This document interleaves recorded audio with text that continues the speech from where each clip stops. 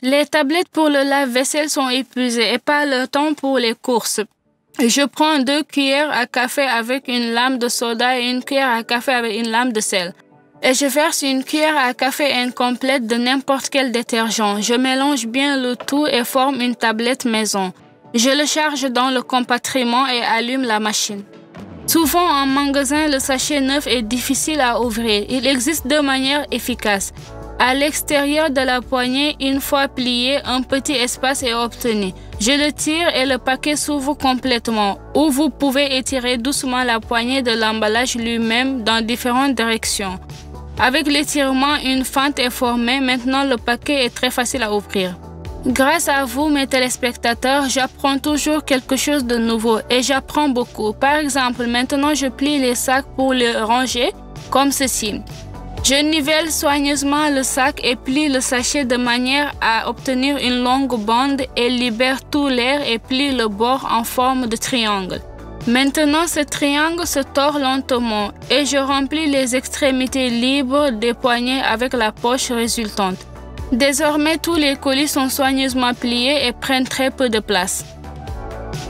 Je pense que beaucoup de gens choisissent le poisson en conserve comme moi. Je secoue le bocal et écoute bien, il gargouille à l'intérieur. S'il est fort, il n'y a malheureusement pas beaucoup de poissons. Je fais également attention au lieu de fabrication. S'il est loin de la mer, les aliments en conserve sont fabriqués à partir de matières premières congelées, ce qui doit être indiqué sur l'étiquette. Mais même si le fabricant est situé à proximité de la mer et même l'inscription sur la boîte est « Made by the Sea », cela ne signifie pas que le poisson en conserve est fabriqué à partir de poissons frais. Toutes les informations comme toujours sont sur l'étiquette. Mais le drapeau avec l'inscription « Made at Sea » indique que la nourriture en conserve est préparée à partir de poissons frais sur un navire-mer.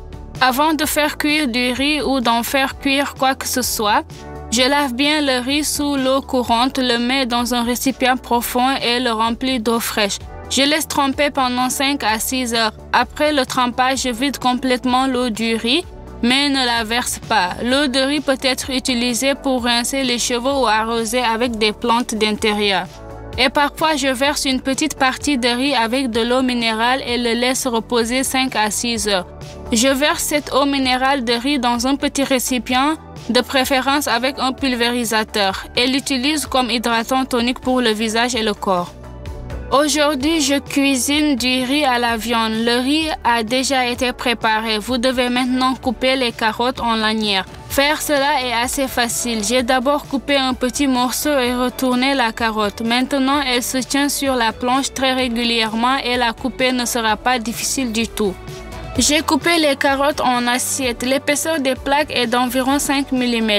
J'appuie légèrement sur les plaques par le haut pour qu'elles s'écartent un peu et soient plus plates. Maintenant, je les coupe en pailles d'épaisseur moyenne. Ce n'est pas difficile du tout et surtout très rapide. Je mets le feu à un chaudron, une poêle à frire ou un brasero. J'ajoute de l'huile végétale pour comprendre si l'huile s'est réchauffée. Je prends un bâton en bois et je presse au fond. Dès que de petites bulles font le tour du bâton, cela signifie que l'huile est devenue chaude et vous pouvez étaler l'oignon haché. Je fais frire l'oignon en remuant constamment à feu moyen. Pendant la friture, je m'assure que l'oignon ne brûle pas, sinon il peut gâcher le goût du riz. Assurez-vous de le retirer vite ou il colle très rapidement. Pendant la friture, l'oignon doit devenir transparent et légèrement doré. On dirait qu'il est sur le point de se dissoudre. Lorsque l'oignon est doré, étalez les morceaux de viande.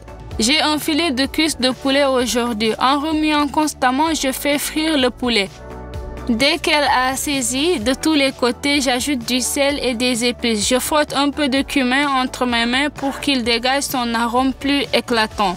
J'ajoute également du curcuma, j'étale les carottes et je les fais cuire environ 5 minutes.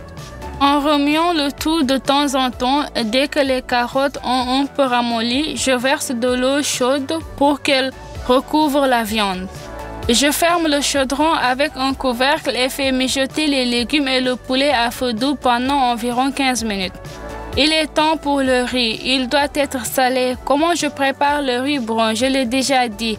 Et maintenant, je l'étale sur les légumes et la viande en une couche uniforme.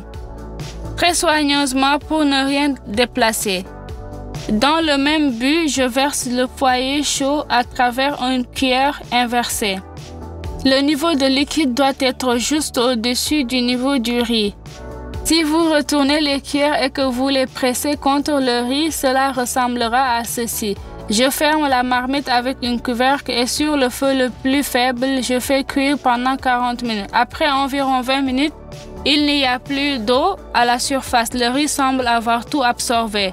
Je presse juste 2 petites gousses d'ail dans le riz. Si la tête est grosse, une seule suffit. Au bout de 40 minutes, j'éteins le feu et j'ouvre le chaudron. Je récupère le riz à l'envers en essayant de ne pas toucher les légumes et la viande. Laissez le riz infuser pendant environ 40 à 45 minutes.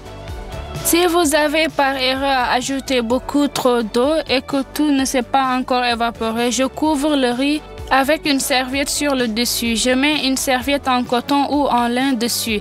Je ferme le chaudron avec un couvercle et laisse reposer 40 minutes.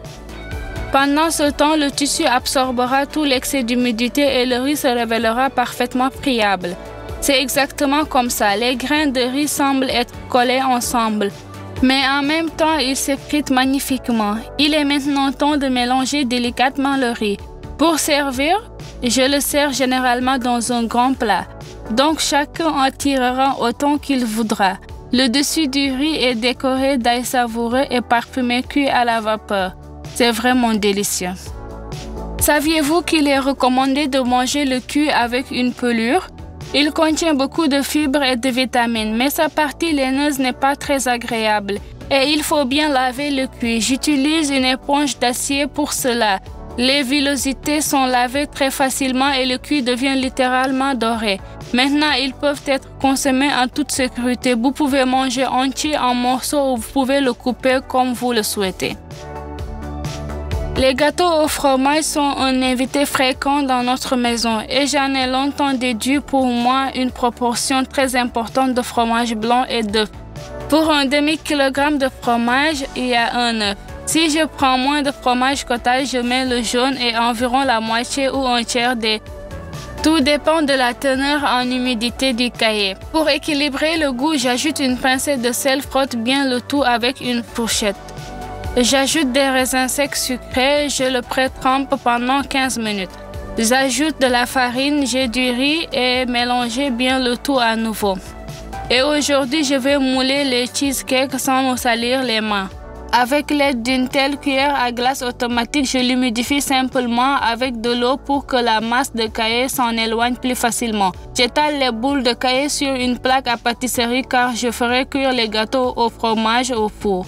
Je préchauffe le four à 180 degrés. Je fais cuire les gâteaux au fromage pendant 18 à 20 minutes. En cours de cuisson, les cheesecakes ne perdent pas leur forme intéressante. Ils restent les mêmes arrondis. Une fine croûte apparaît sur le dessus et à l'intérieur. Les gâteaux au fromage sont parfaitement doux et tendres. Parfois, je les sers même comme une crème glacée. J'étale quelques boules dans un bol et verse une délicieuse sauce. J'ai écrasé les fraises aujourd'hui. Et je vais partager une façon intéressante d'utiliser du papier de riz. Je chauffe la poêle et la graisse avec une petite quantité de ghee ou d'huile végétale. Étaler une feuille de papier de riz, ensuite je casse l'œuf et l'étale rapidement sur toute la surface de la feuille de riz. Si nécessaire, j'ajoute du sel et étale la garniture. Par exemple, des fines tranches de fromage, je plie l'omelette en papier de riz en deux et je la réchauffe un peu des deux côtés. Alternativement, le remplissage peut être rendu plus satisfaisant. Par exemple, mettez du fromage, des tranches de tomates et des morceaux de viande. J'ai du poulet cuit au four, il s'avère encore plus brillant et plus intéressant. Et bien sûr, il existe un grand nombre d'options de remplissage pour tous les gâteaux. Je recommande fortement de l'essayer, c'est délicieux. Lorsque je prépare un radis, je coupe la racine et obtiens un cercle blanc sur fond rouge. Alors pourquoi ne pas faire de tels cercles un peu plus? Ensuite, approximativement au milieu de la racine, faites une petite incision et en coupant le long du périmètre tous les morceaux supplémentaires que je ne jette bien sûr pas, mais que je coupe ensuite en salade. Disposez le champignon Et la salade de légumes la plus simple de concombre, tomates et radis assaisonnés de sel et d'huile végétale aromatique, recouverte de feuilles de laitue verte, se transforme en une merveilleuse clairière sur laquelle je place des champignons, des radis. C'est juste vraiment merveilleux. Pensez-vous que toutes les soupes doivent être cuites longtemps? Ce n'est pas du tout comme ça. Je vais vous montrer une variante de soupe instantanée pour lequel j'utilise des feuilles vertes. Par exemple, j'ai des épinards aujourd'hui. L'oseille est également excellente. Et j'ai aussi pris une part tendre de feuilles de chou de Pékin. Je hache toute cette beauté très finement. Vous aurez également besoin de tout bouillon prêt à l'emploi. Viande, poulet, poisson, champignons ou légumes. Je fais cuire la soupe immédiatement dans une assiette portionnée. Je verse dessus de l'eau bouillante et laisse reposer quelques minutes. Après, je verse de l'eau bouillante, l'assiette s'est bien réchauffée, j'ajoute des épinards hachés et du chou chinois. J'ajoute quelques carottes finement râpées, j'ajoute du sel au goût, vous pouvez mettre des épices et ajouter du couscous. Cette céréale est cuite instantanément, donc en remplissant le contenu de l'assiette avec un bouillon de légumes bouillants, la soupe se transforme en quelques minutes seulement. Pour que tout chauffe plus vite, je le recouvre d'une assiette sur le dessus. Et littéralement en 3 minutes, une soupe brillante, savoureuse et merveilleuse est prête.